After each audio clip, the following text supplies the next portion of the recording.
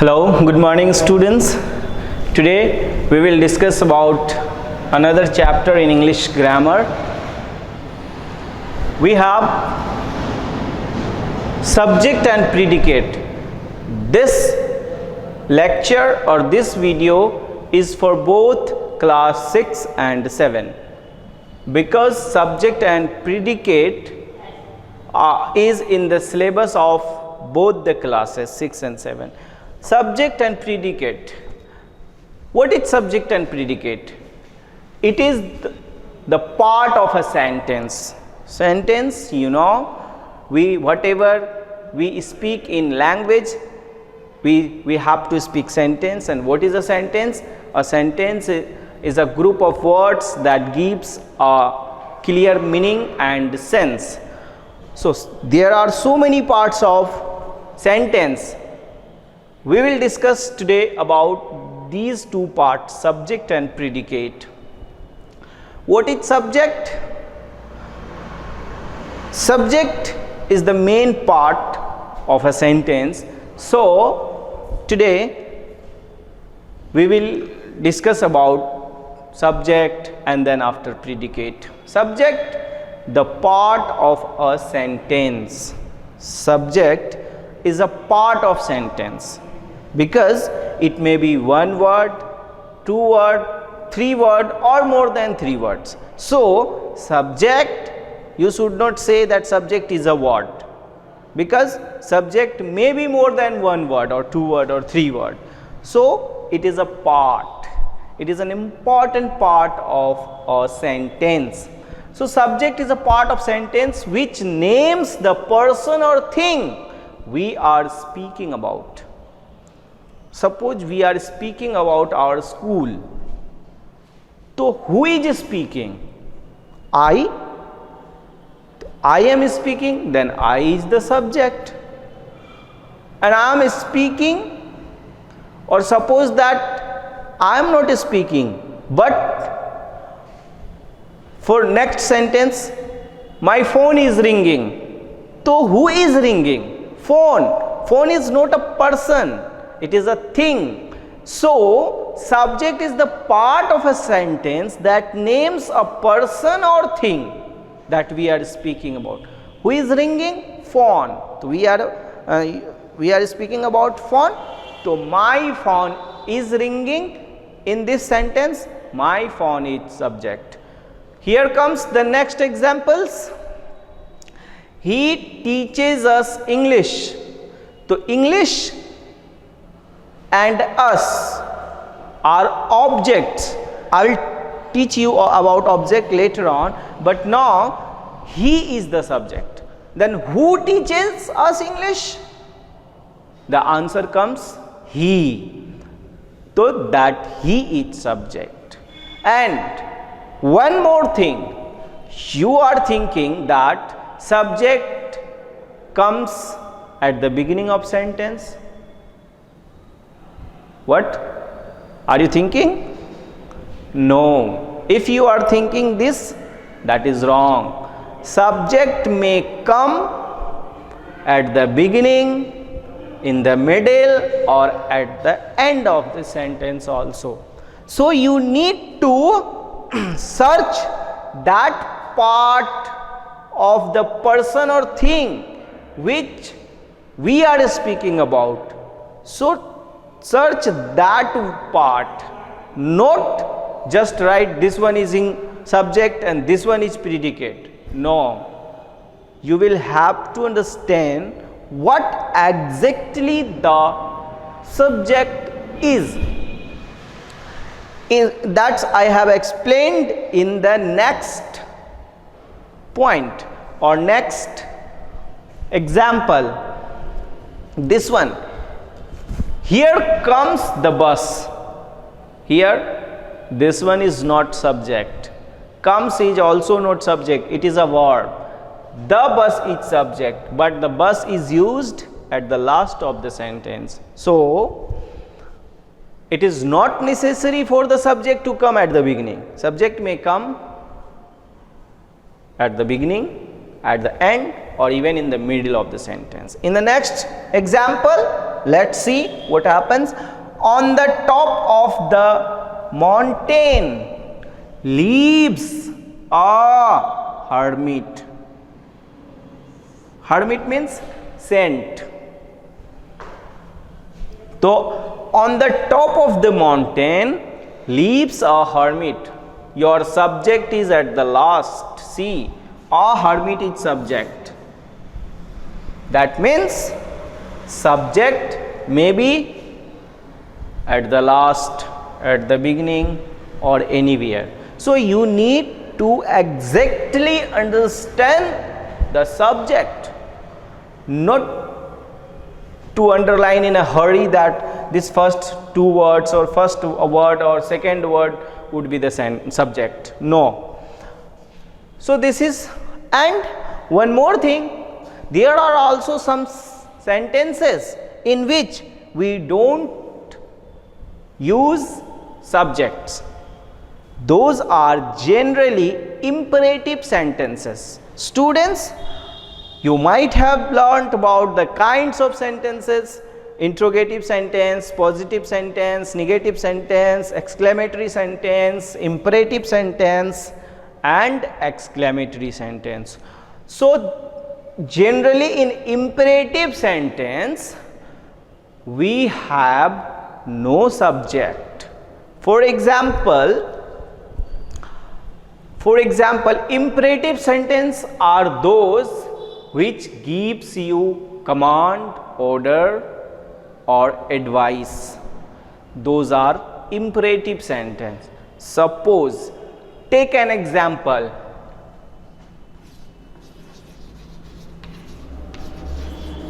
Come here. In this sentence, come here, there is no subject.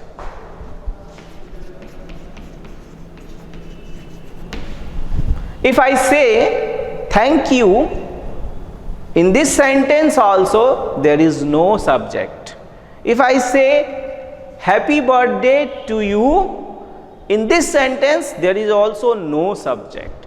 So in maximum imperative sentences we have no subject.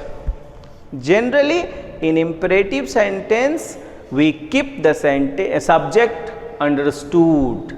For example, happy journey, so the subject is understood. What the subject? I wish you happy journey. So here I wish is understood. Simply we say happy journey, happy birthday to you, may God bless you. So there, I wish, may God bless you. I wish, happy birthday to you. Come here, you come here. So here you is understood. So there, sit down. So sit down, in this sentence also there is no subject. So I say sit down, then I will be subject. But simply and generally we say sit down. In this there is no subject because subject is understood. So I think you have got the subject, you have understood the subject clearly. Now come to the predicate. What the predicate is? Predicate is also a part of sentence that tells something about the subject. Simply, predicate tells us something about the subject, and it is the rest part except subject. That means excluding the subject, whatever remains in the sentence, that is our predicate, because those words or that part gives us information about the subject.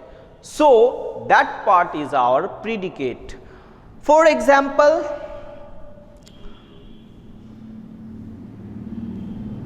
he teaches us English.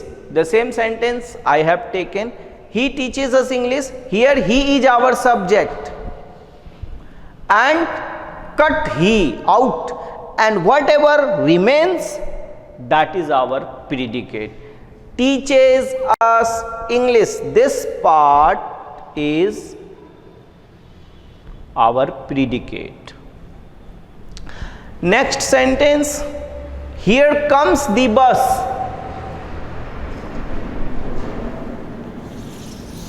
The bus is our subject,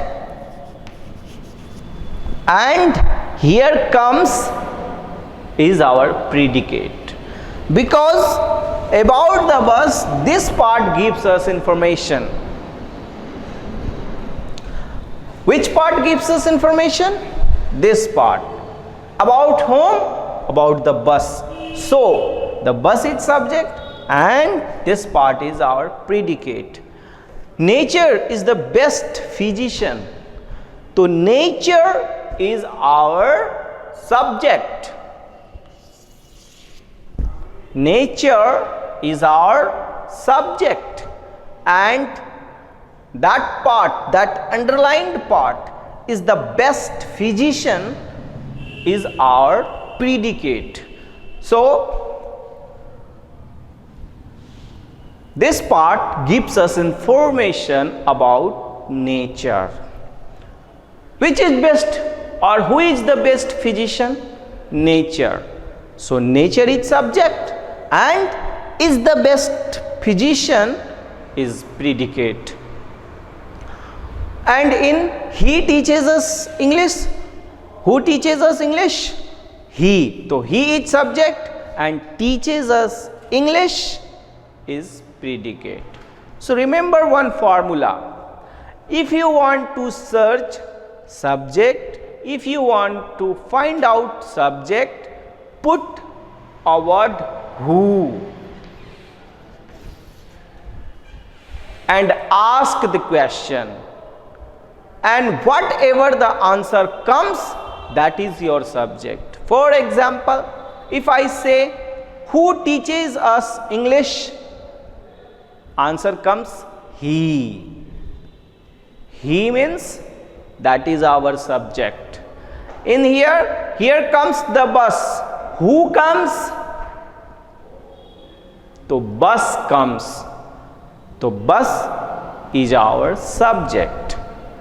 And on the top of the mountain lives a hermit.